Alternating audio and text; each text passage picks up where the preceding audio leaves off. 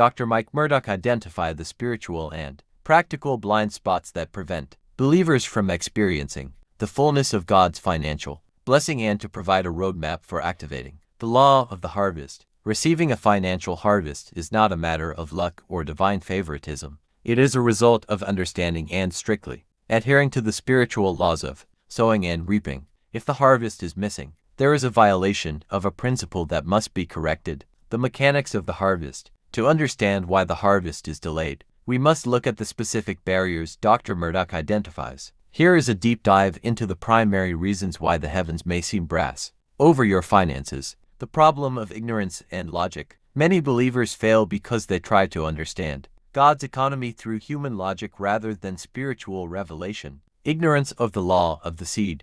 You cannot reap what you have not sown. Many pray for a harvest without ever putting a seed in the ground. Reliance on natural sources. When you look to your job or the government as your source, you limit God.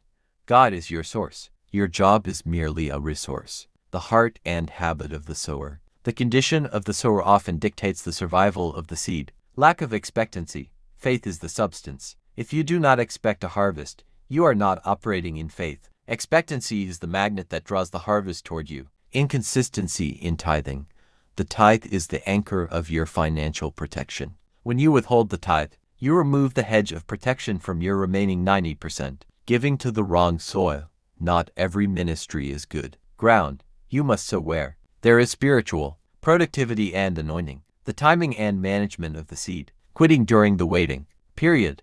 There is always a season between the sowing and the reaping. Many people cancel their harvest by speaking words of doubt during the waiting period. Failure to recognize the harvest. Sometimes the harvest doesn't come as cash. It comes as an idea, a favor, or a new relationship. If you don't recognize it, you can't manage it. Major spiritual principles. The law of the seed.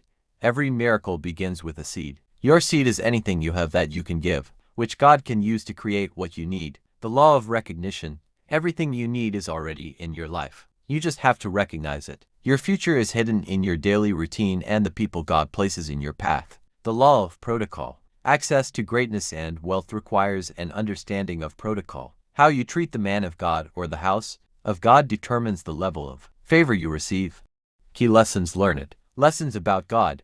God is not a taker. He is a multiplier. He asks for your seed not to empty your hand, but to fill your future. Lessons about success. Success is a collection of secrets discovered. Financial breakthroughs, the reward for solving a problem for someone else. Lessons about spiritual growth. Your bank account is often a reflection of your level of obedience. Financial discipline is a spiritual fruit. Powerful quotes or ideas. What you have in your hand will create what you want in your future. The seed that leaves your hand never leaves your life. It only enters your future where it multiplies. Greater than. Your seed is the only thing you have that gives God a legal reason to intervene in your finances. Practical applications. Asterisk audit your soil.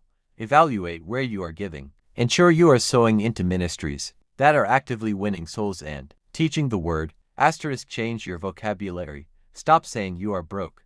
Speak to your harvest. Call it in from the north, south, east, and west. Asterisk the problem solver mindset. Look for a problem to solve today. Wealth follows those who provide solutions to others. Asterisk schedule your seed.